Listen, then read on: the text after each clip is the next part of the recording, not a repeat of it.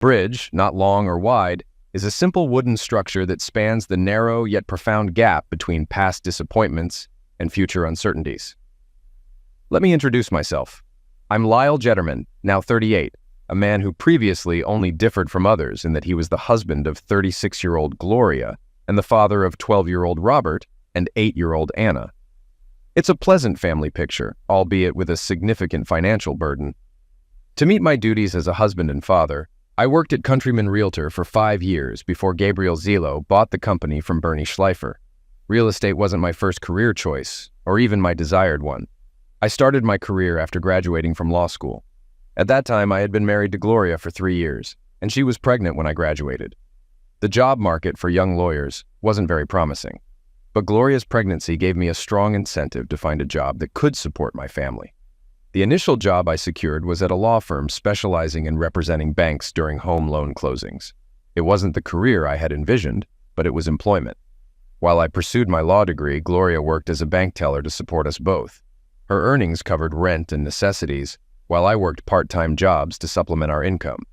My education was funded through loans and scholarships, but I aimed for a future with the Department of Education.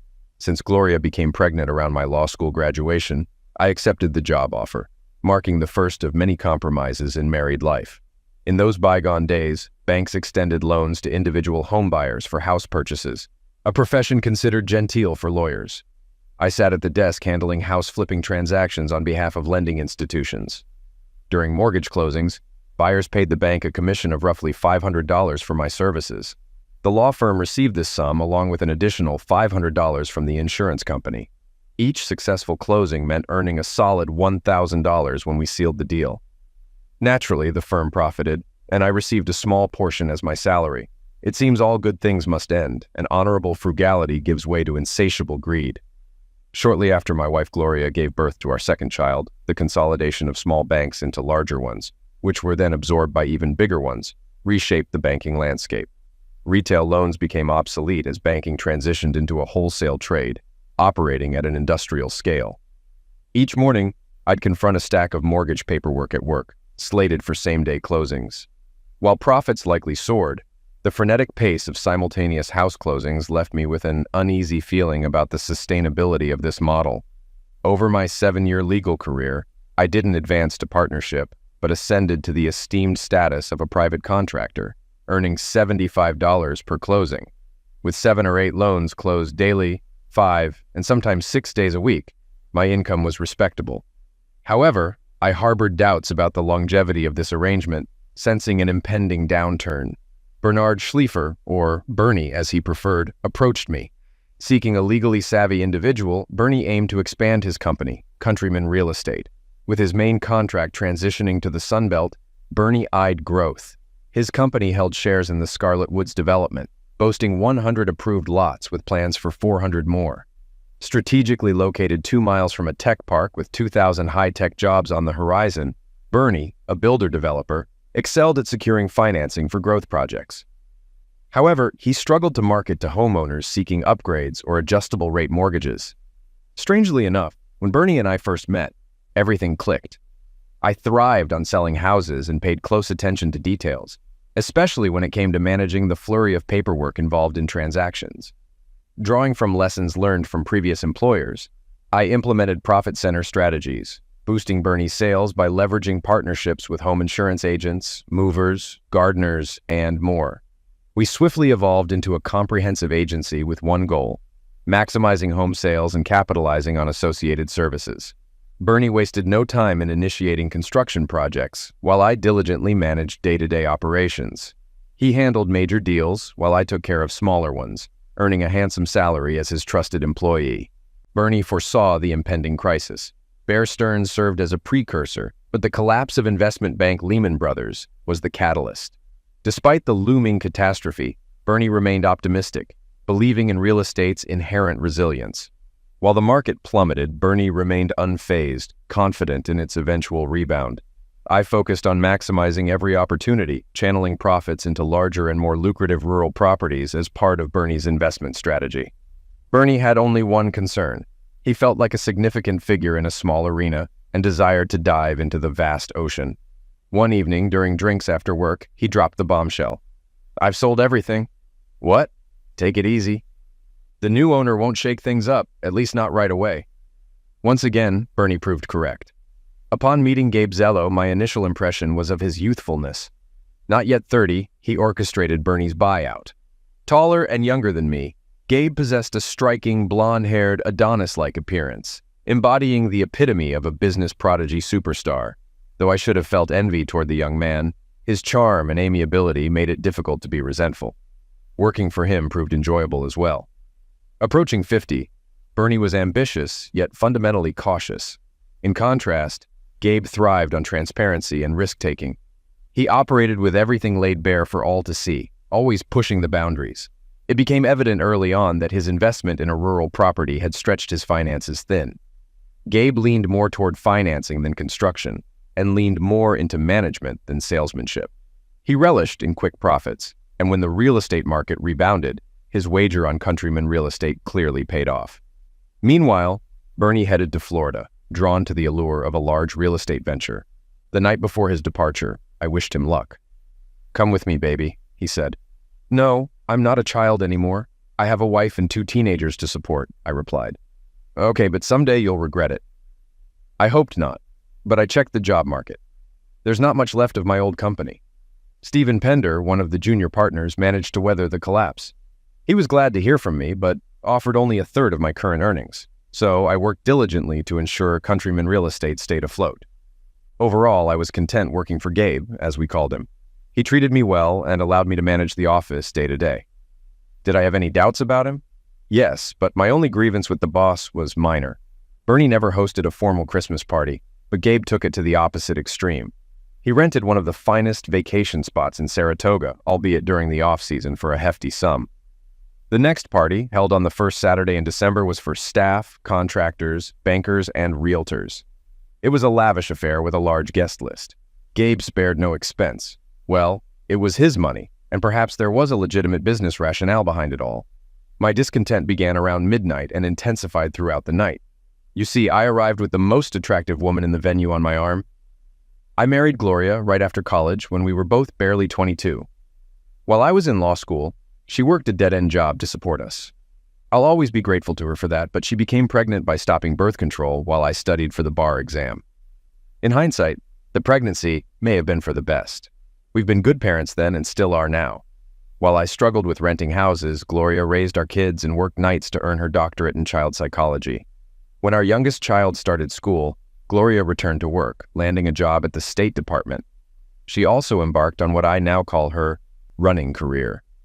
Gloria could be described as chubby, especially compared to some undernourished models. But at 30, she transitioned from swimming at the YWCA pool twice a week and jogging occasionally to running long distances solo every morning.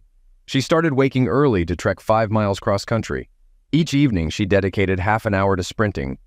She held the fastest time among local female runners and was only surpassed once by national competitors in local 5K and 10K races. She even participated in the New York City Marathon 3 times, ranking among the top 100 women finishers. I'm not a stay-at-home type. I hit the gym at least 3 times a week and bike 20 miles on summer weekends. However, with over 5% body fat, I don't boast a physique sculpted by Michelangelo. I stood by Gloria in her endeavors, witnessing her early morning routines and returning sweaty as I woke the children.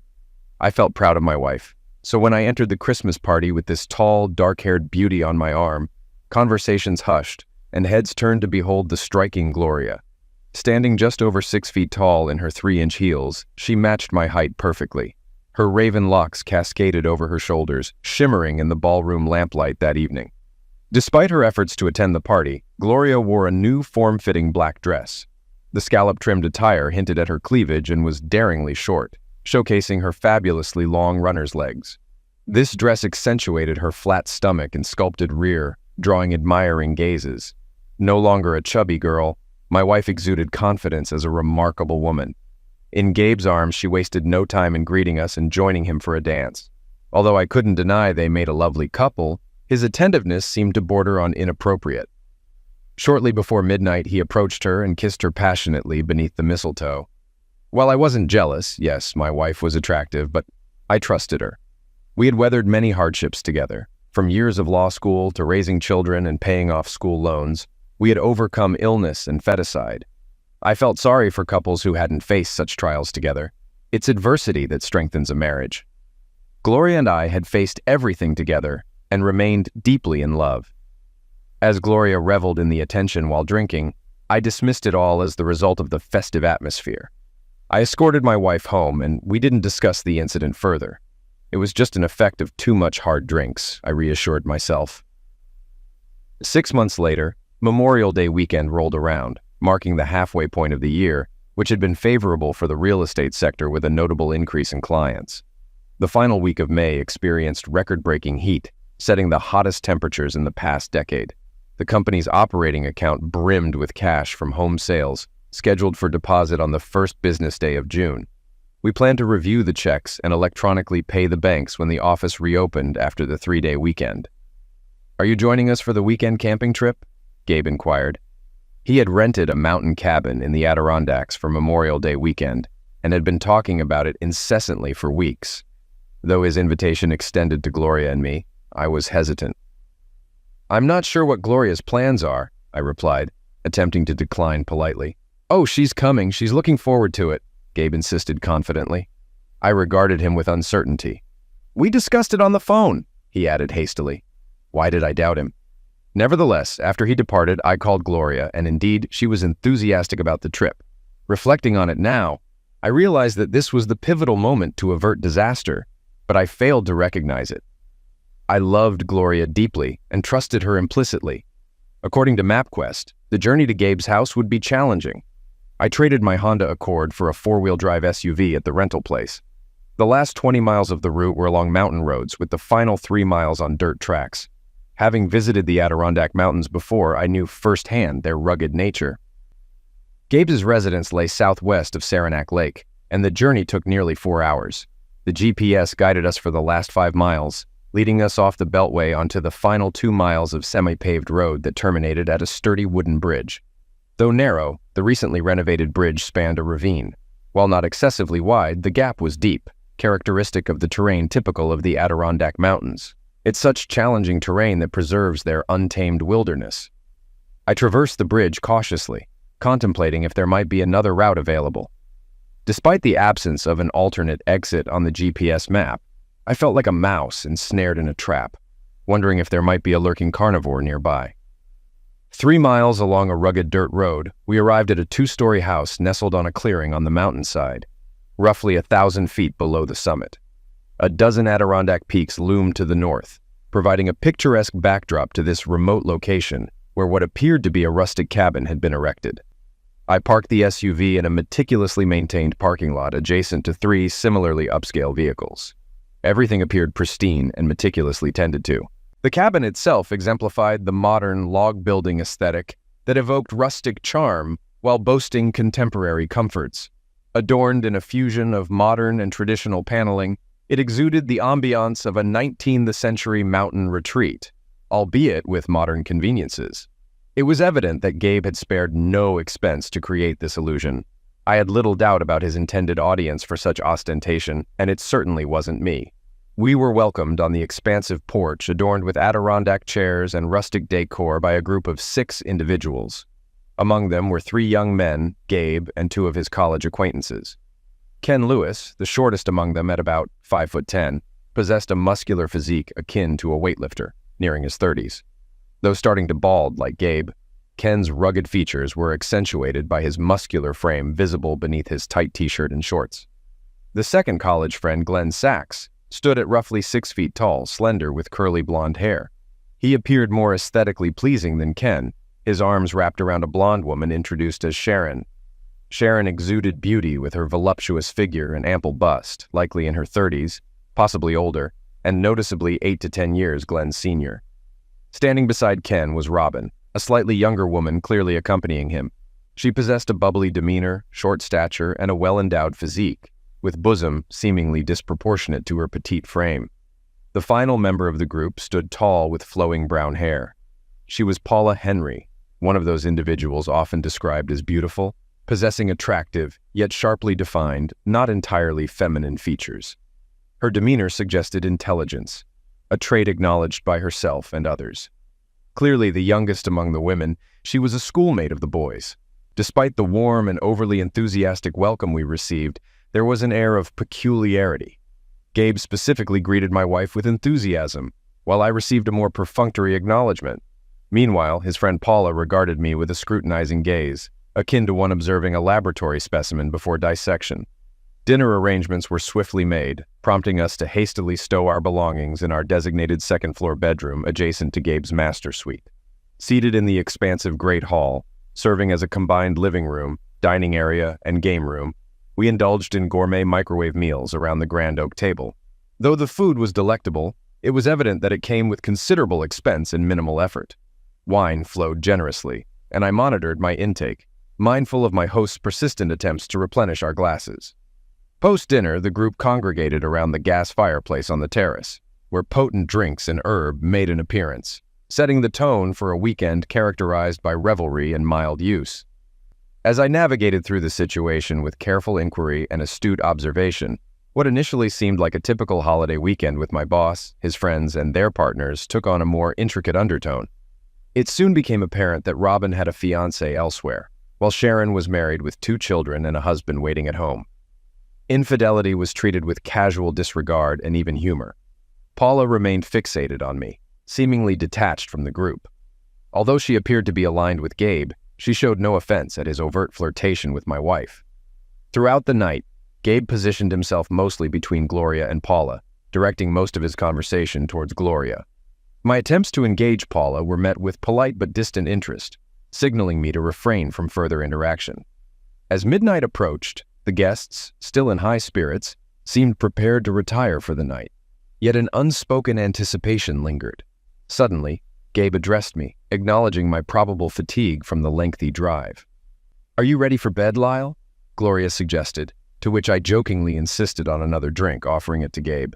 Internally, I fumed at Gabe's attempts to seduce my wife, questioning Gloria's behavior throughout the evening. Was she truly enamored with him?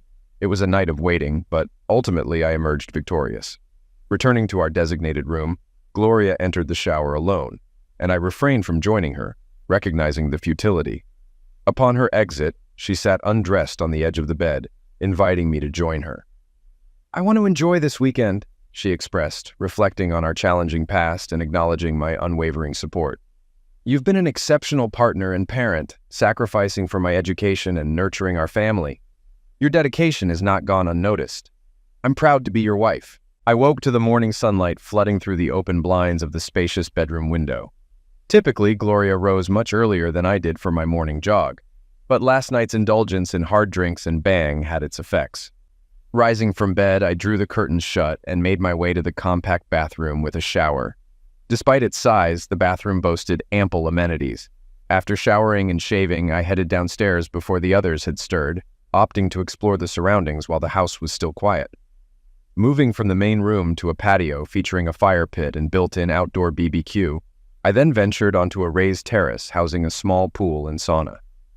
Considering the chilly spring climate of these mountains, an open water feature seemed risky, but as I stepped onto the terrace, I discovered the entire area was heated. Solar panels adorned the higher slopes of the mountain, heating both the pool and likely the house. Crossing the terrace, I reached what appeared to be a small barn, devoid of animals but stocked with ATVs, snowmobiles, and gardening tools, including several small tractors. As I passed by, the distant sound of a babbling stream caught my attention. About 20 yards behind a locked barn with a chimney protruding from its roof, I glimpsed through a small window, spotting a generator and fuel tanks. It was evident that meticulous care was taken to ensure the provision of gasoline for recreational vehicles and emergency power through the generator. This location felt like its own secluded universe, evidently prepared for any conceivable scenario. Despite the stream appearing small and shallow, I reconsidered its size when witnessing a fish leap from its waters. "Are you fishing?" came a voice from behind me.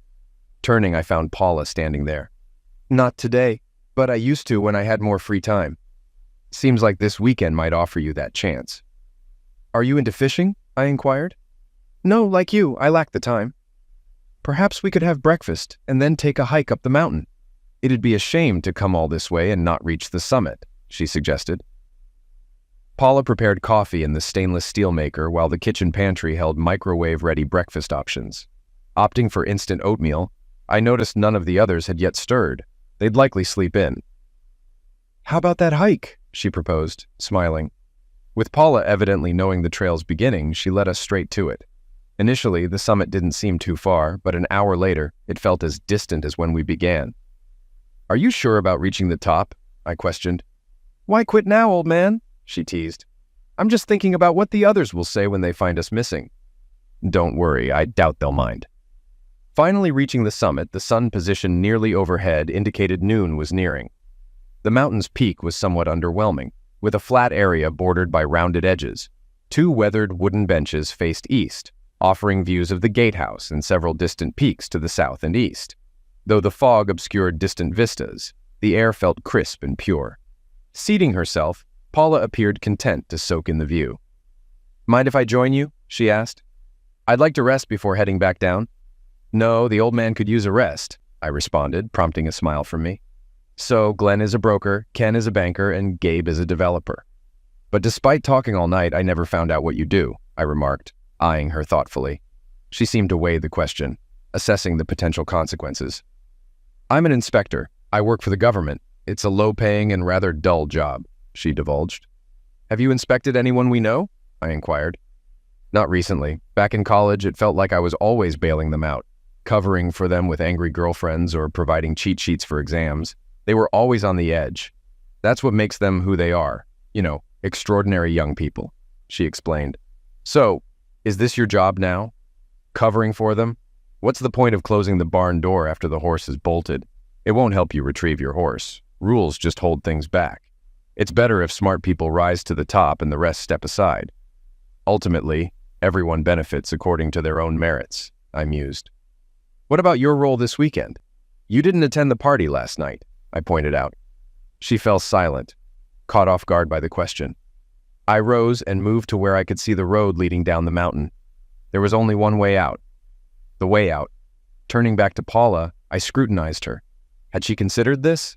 The others, I realized in a moment of insight, were entirely oblivious to anything beyond their own physical desires. But was she? Clearly, she was observant. She must see the issue as I did. "I'm just here as the designated sober one. I ensure everything runs smoothly, intervening only if absolutely necessary," she explained. "Meaning, unless the Golden Boys need you," I summarized.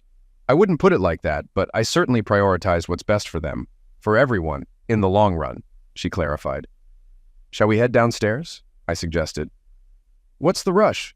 The journey back will be quicker," she remarked. "Yes, quicker, but the slope is steep and perhaps more perilous. You could take a nasty fall," I cautioned. "Why worry when you're already at the top?" she retorted, though she rose and began to descend. We returned to the lodge without incident, yet my concerns intensified. Finding the others by the pool, I was taken aback by my wife's appearance in a black bikini, revealing her body in a manner I hadn't seen before. The other women were similarly clad. As Paula and I approached, I witnessed my wife seated on Gabe's lap, engaged in a passionate kiss. "We're back!" Paula's shout interrupted Gabe and Gloria's kiss. Gabe grinned mischievously while Gloria's smile seemed forced. "Where have you two been?" Gloria asked casually, breaking the awkward silence. My fists clenched instinctively, but Paula squeezed my hand. "Well, since we missed lunch and conquered the mountain, we deserve some food," Paula declared, pulling me towards the cabin. As we left the pool area, I heard muted laughter. I wasn't sure what Paula had prepared, and if I ate anything, I couldn't recall. She handed me a glass of straight black Johnny Walker, which burned as it went down.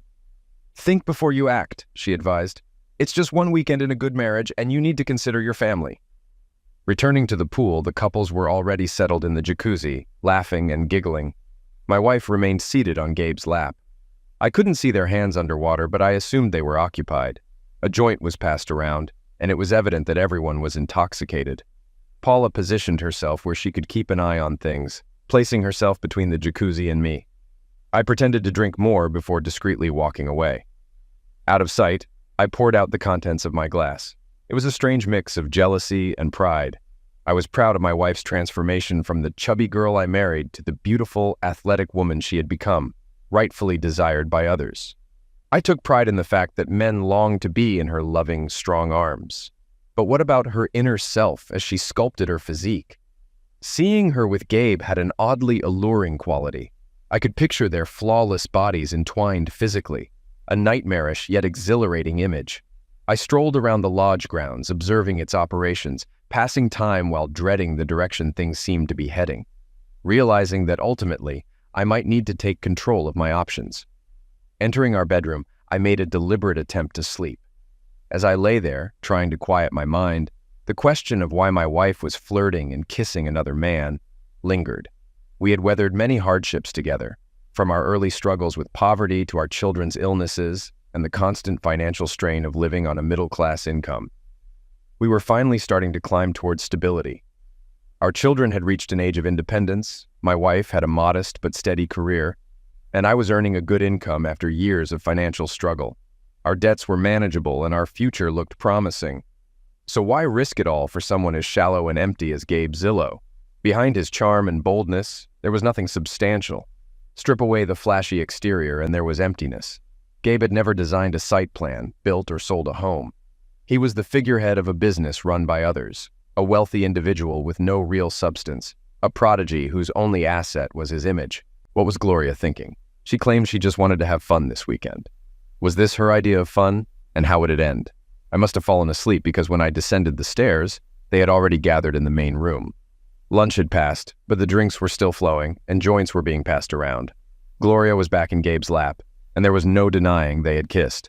The women had removed their bikini tops, including Paula, who seemed to be sharing Ken with Robin. I headed straight for the kitchen to heat up dinner in the microwave when Gloria walked in. "How are you?" she asked. "It could have been better," I replied. There was a moment of hesitation before she spoke again. "I spent the evening with Gabe," she confessed. "I noticed," I said as the microwave beeped. She gave a strange smile when I turned to attend to the microwave. "No, I mean tonight, in his room." I remained very still, facing away from her, not wanting her to see the pain she was causing. "I see.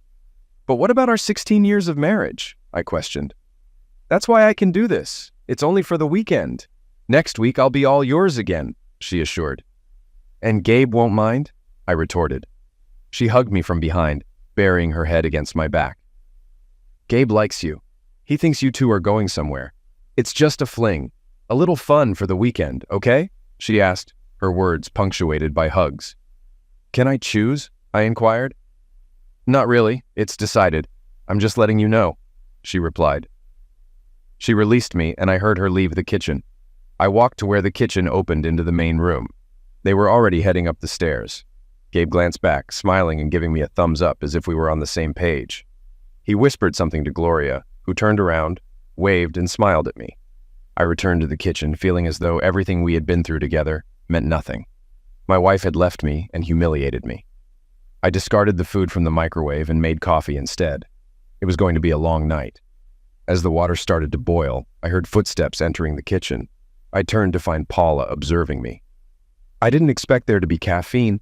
Wouldn't something else be better?" she queried. "Everyone has their preferences," I replied. "But tell me, what's your role here?" She shrugged in response. "I'm just trying to ensure things remain calm." "And how do you plan to do that? By sleeping with me?" She chuckled. "No, I wouldn't go that far. But don't lose hope. You'll have your wife back, and maybe even a bonus." "So, there's money involved," I noted. "Isn't it always the case? You can't make waves when you work for this man. You have to consider your family. What choice do you have but to accept what's offered? This is their world, not yours. That's just how it goes." A sharp moan of pleasure echoed from above. "Seems like she's having a good time," Paula grinned. "Well, good for her. A delightful weekend for everyone in the mountains. You know, these rocks have stood here for ages. Our existence is merely a fleeting moment for them. Thousands of years ago, they were buried under layers of ice that carved through them, forming the rivers and gorges we now navigate to make our world livable. Sometimes we forget how fragile our existence is. Remove one small piece and our world crumbles. Only then do we realize it's all an illusion." Paula laughed. "Wow, you're quite the philosopher." "No, just someone who understands what truly matters, striving to discern the genuine from the fleeting illusions." She probably assumed I wouldn't stir up any trouble, leaving me alone with my coffee and my anguish. Around 1 o'clock in the morning, I ascended the stairs. Passing the master bedroom door, I was greeted by loud screams and pleasure-filled moans from my wife. She had always been quiet during our carnal moments, but it seemed he brought her more satisfaction. Younger and more vigorous, he excelled in every aspect. It appeared my wife had found the pleasure she sought in his embrace. I showered and changed into warm attire, anticipating the cold outside. I tried to drown out the noises echoing through the walls as I waited. By the time silence finally descended upon the house, it was well past 3 o'clock in the morning. Waiting another 30 minutes, I ventured downstairs. In a kitchen cabinet, I discovered a flashlight and candles with matches. A prudent measure, I reasoned, in case reality severed our connection to electricity. The night enveloped the surroundings in a profound darkness, with the moon having already set. The nocturnal symphony of the mountains, though, felt like silence to someone accustomed to city life. I easily located a barn and a 20-gallon plastic canister filled with motorsports gas. A wrench lay nearby. Though a padlock secured the generator shed door, the hinge mechanism had succumbed to rust. The wrench swiftly liberated it. The house's owners had thoughtfully provided a manual gasoline pump, enabling me to swiftly fill the canister. In less than 10 minutes, I navigated around the lodge to reach my rented SUV's parking spot. I loaded a gas can into the back, released the handbrake, and shifted the transmission into drive. Allowing the car to roll downhill, I started it up and drove off cautiously as I neared the bridge. Carefully navigating it, I halted upon reaching the gravel road. Taking my time, I ensured the gasoline seeped into the bridge's wood. It was a meticulously crafted structure, a testament to skilled artisans who took pride in their work. Regular folks had built this bridge to facilitate the leisure of those who profited off the toil of others. But the fun was about to come to an abrupt end. Dropping the match, it sputtered before igniting. Flames swiftly erupted, and I quickly retreated as a fierce explosion of heat and fire ensued. The wooden bridge crackled and collapsed into the inferno, its blaze likely visible for miles around. Turning back to my car, I drove away leisurely. There was no need to hurry. Anyone who witnessed the fire was now stranded on the other side. I was confident I'd be long gone before they realized their predicament. By the time dawn broke, I was already stopping at a gas station off the highway. Filling up the SUV, I left the empty canister at the pumps, certain someone would eventually collect it. Any link between the fire and me would vanish. Returning the SUV around 9 a.m., I retrieved my car. After showering and dressing casually for the office, I had 2 final tasks to sever ties with Countryman Real Estate. Bernie, though a good boss, was forgetful, often leaving items in his office. With keys to every door and filing cabinet, I had easy access. Gabe, meticulous with his belongings, kept the combination to his desk safe, in a folder labeled Security, stored in a locked closet. Thanks to Bernie's keys, I gained entry and retrieved the password diary from the safe, accessing the company's personal account. It would have been simple to abscond with everything, but that wasn't my intent. Theft would only lead to trouble. Instead, I transferred the operating account to another. Initially, when I joined Countryman, we established a trust account for deposits, as per state regulations. Over time, new trust accounts were created for each project, while the original was forgotten. Although the previous account was archived, it wasn't recorded in the ledgers. It remained empty until I injected nearly $20 million into it. Safeguarding all our cash, I bolstered our line of credit as a precaution, ensuring my actions didn't seem hollow. Nothing was stolen, everything remained intact. However, it would take days to locate and return the funds. In the wee hours of Tuesday morning, electronic transfers will hit an empty account, halting hundreds of payments. Unsure of the extent of damage, our reliance on credit left us vulnerable. Remove that lifeline, and we'll face tough times, at least temporarily. It'll be an uphill battle for Countrymen to rebuild their creditworthiness. The longer the shortfall persists, the more dire the situation becomes. With luck, Gabe will still be away in the mountains. On Tuesday, once all is set, I'll print my resignation letter before departing the office. As I was about to leave, placing the letter on Gabe's secretary's desk, my cell buzzed. Glancing at the screen, I saw Gloria's photo, but I let it go to voicemail, though I couldn't resist listening. "Where are you, baby? The car's missing and I'm worried sick. Call me," her voice pleaded. About 30 minutes later, Gabe called. "Hey, Lyle, you okay? Gloria's frantic. Call her," he urged, with a hint of threat at the end. Oddly, it amused me. On Sunday, Gloria called 3 times, with 2 more calls from Gabe, the latter sounding more forceful, insisting I get in touch. Monday morning, I fetched the kids from Gloria's parents. As I left, Gloria called again, Be home tonight. We need to talk. If you get this call, I'm really worried, she implored. This is childish, she added. I doubted she'd return. At her parents', they were expecting me. Gloria called again, saying, you might be on your own picking up the kids. Her mother urged me to call, while her father suggested waiting until she returned. There are things we need to sort out, he remarked. Personally, I aimed to steer clear of familial debates. They weren't pleased, but there wasn't much they could do. My daughter sensed tension, but I assured her, this is between Mom and me. We'll discuss it when she returns, out of fairness to her. After settling the kids in, I retreated to our old bedroom and dialed Felix Rodriguez. How's it going, Lyle? He greeted. Not great. Felix, I need your expertise, I confided. Felix, a top-notch family lawyer and stand-up guy, listened attentively. What's going on? He inquired. I need to file for divorce, I stated firmly. We delved into details over an hour, scheduling an appointment for late Tuesday to kickstart the process. Meanwhile, calls persisted from the mountains. It seems her parents got in touch with her. The tone of the messages changed. Gloria and Gabe reached out without threats. Hey, if I messed up, I apologize. Let's not let this weekend affect our professional relationship. It wouldn't be good for anyone if you catch my drift, Gabe stated. Later, around 5 p.m., Gloria reached out urgently. Lyle, please call. Something's happened here. There's no bridge. We're all stuck. Call me. I need to talk, she urged. Bright and early Tuesday, I rang up Stephen Pender, my old buddy. We arranged to meet for lunch at a nearby diner. Are you sure about this? Stephen mused between bites. Done deal. I've officially resigned, I affirmed. As if to emphasize, Donna, my former secretary at Countryman, called. Lyle, they're saying you've resigned, but you've got to come in. Everything's going haywire. Something's seriously off, Donna relayed. Sorry, I can't. I'm no longer with the company. You should ring up Gabe. They say he's stranded in the mountains. Something about a bridge, huh? Tough break. Don't worry, though. It'll all work out. Anything else I should know? Steve inquired. Nope, not my concern anymore, I replied. Well, if you're sure, I think I can up my last offer by $10,000 a year. Can you start tomorrow? Isn't that too soon? Nope, perfect, Steve confirmed. Wednesday morning, I joined Pandare and Partners. Just settling in that afternoon, I had an unexpected visitor. Where's my money? You're an idiot, Gabe Zello stormed in. What money are you talking about? You know, operating funds? Sorry, you might want to chat with the company accountants. If I do that, I'll sue you for embezzlement, he threatened.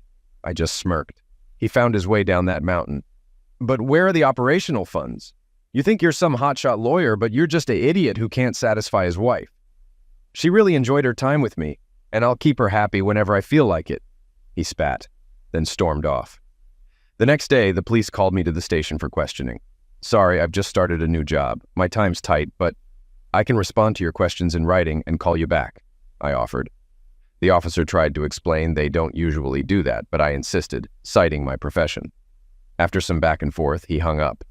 I anticipated the police would need to investigate the embezzlement claim, tracing the money. They'd find it in the company account where I deposited it days ago. I figured that'd be the end of it. A civil matter at most, and an unsuccessful one. I was mistaken.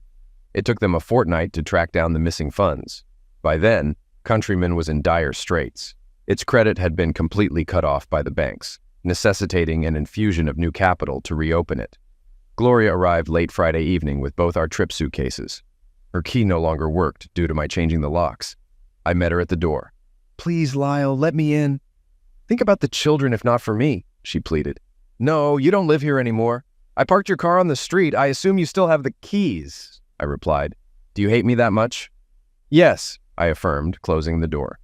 I decided she would go to her parents. I instructed Felix to serve her with a restraining order and file for divorce. The brief reprieve the bridge provided paid off handsomely. With Felix's help, she was kept away, and I gained temporary custody of the children. It took her 2 months and likely every penny she had to get back on her feet. By then, the divorce proceedings were well underway, needing only finalization. Gabe Zillow wasn't as fortunate. Countryman Real Estate had to shut down, ceasing operations right after Labor Day. The following week, I had an unexpected visitor. He sat in the visitor's chair upon my return from closing the third deal. With a deep tan and looking healthy, he was lightly dressed for the northern autumn.